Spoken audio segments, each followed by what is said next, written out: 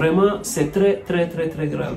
Les gens qui utilisent leur pouvoir au pays pour avoir des faveurs ou pour écraser les autres. Mais parfois, il y a un Dieu qui est là, qui punit ceux qui abusent de leur pouvoir. Je vais vous raconter l'histoire de ce monsieur-là qui a abusé de son pouvoir et aujourd'hui, il se retrouve avec un gros problème. Allez, c'est tout de suite dans cette vidéo. C'est parti!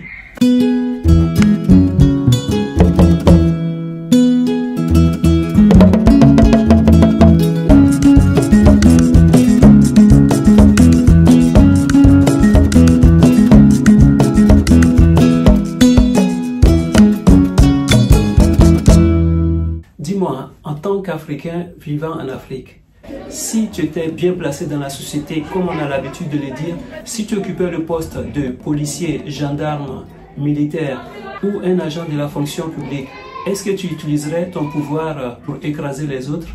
Dans la vidéo d'aujourd'hui, je vais te raconter l'histoire de quelqu'un qui a abusé de son pouvoir pour obtenir des faveurs et ces faveurs-là se sont retournées contre lui. Et c'est quelque chose que j'ai vécu personnellement, chose que j'ai vécu de très près. Je te raconte tout ça dans cette vidéo. Si tu me découvres pour la première fois, mon nom est Bachir M. Sanogo. Sur cette chaîne, je te parle de business, d'entrepreneuriat, d'investissement et de l'immobilier. Si tu aimes ce genre de thématiques, alors abonne-toi. Active ta cloche pour être informé des prochaines publications. Comme je le disais à l'introduction de cette vidéo, j'ai vécu une histoire d'abus de pouvoir, mais de façon très proche. Comme quoi, parfois, on pense avoir le pouvoir, mais parfois, ça peut nous desservir, ça peut jouer à notre défaveur. Je t'explique tout ça pourquoi. À Abidjan Cocody, je vivais dans un appartement. Arrivé à un certain moment, j'ai voulu déménager. Vu que ça construisait un peu partout à Cocody et que là où j'étais, je n'étais pas vraiment à l'aise, j'ai décidé de chercher un appartement à Cocody et j'ai trouvé un appartement tout neuf, un immeuble tout neuf vers le nouveau CHU de Cocody. Les gens qui connaissent un peu cet endroit-là savent qu'il y a beaucoup de nouvelles constructions par là-bas et donc je me suis fixé comme objectif de trouver un appartement dans cet endroit-là. Et j'ai trouvé un immeuble neuf. J'étais quasiment la première personne à habiter dans cet appartement-là. Mais dès que j'ai aménagé dans cet immeuble, j'ai constaté des irrégularités. Les marches qui n'étaient pas homogènes, le lavabo qui était un peu bizarre. Il y avait des trucs assez louches dans la construction. Et je me suis dit, mais non, comment ça se fait que cet immeuble a été construit, c'est tout nouveau et c'est mal agencé et c'est pas équilibré, il y a des trucs qui ne vont pas. Et j'ai décidé de mener une petite enquête interne et j'ai constaté que c'est quelqu'un de très haut placé et que donc cette personne, j'ai compris qu'il a abusé un peu de son pouvoir pour faire baisser le coût des constructions, des matériaux et tout ça. Et donc qu'est-ce qui s'est passé? Pendant la construction, vu qu'il venait en treillis, les gens avaient tellement peur de lui, c'était quelqu'un de très autoritaire. Il gérait le chantier comme si c'était l'armée. Et j'ai pu constater cela auprès de sa famille. Toutes les personnes qui étaient proches de lui avaient quasiment peur de cette personne-là parce que c'était limite un tyran et tout le monde avait peur de ce monsieur. Et donc pour la construction de son immeuble, c'est un R+4.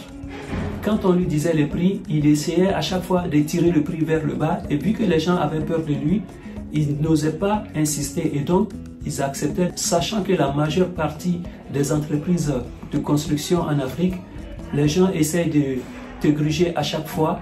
Et donc, quand on disait un prix, par exemple, ils essaient à chaque fois d'avoir quelque chose là-dessus.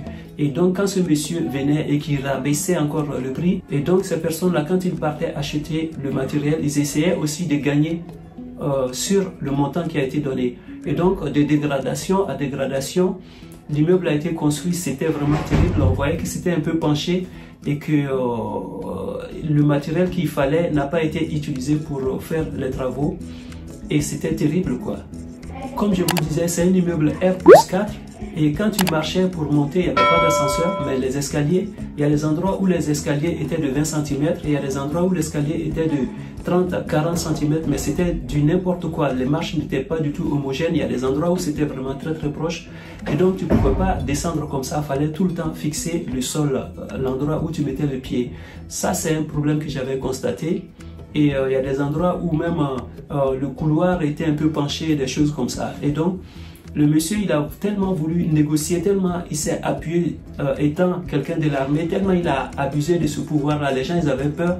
Et quand il demandait quelque chose ou quand il disait de faire quelque chose, on ne le contredisait pas trop. Et donc, son pouvoir qu'il a voulu utiliser sur des personnes s'est retourné contre lui. Il s'est retrouvé avec un immeuble qui est complètement dégradé. Parce que moi, j'ai aménagé dans cet immeuble. Au bout d'1 année, 2 années, ça commençait à être du n'importe quoi. Les toilettes, parfois, quand tu te douchais comme ça, il y a l'eau qui revenait vers la chambre. Mais c'était vraiment des problèmes par-ci et par-là, du n'importe quoi. Le carrelage était du n'importe quoi.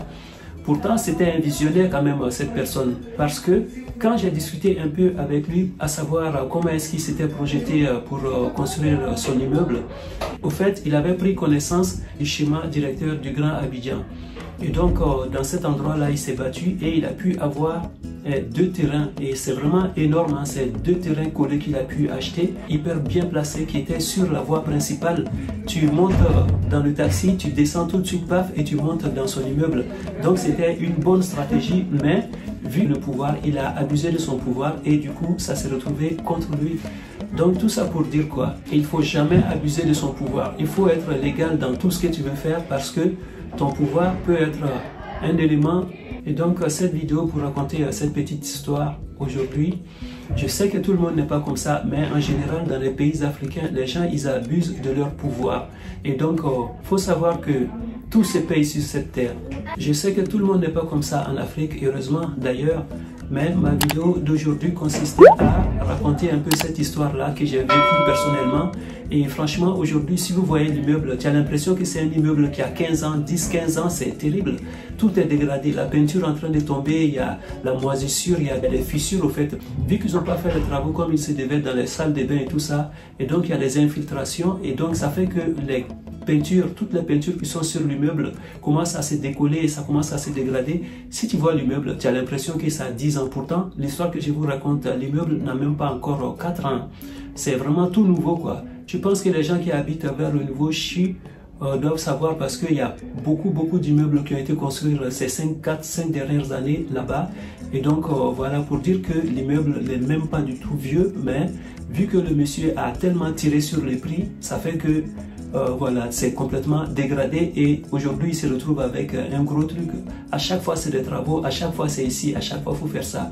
Même le toit de l'immeuble, il y a des infiltrations d'eau. Quand il pleut comme ça, ils sont obligés de venir prendre un moteur là pour aspirer l'eau, pour évacuer l'eau. Autrement, tellement le gars il a abusé par rapport à son pouvoir.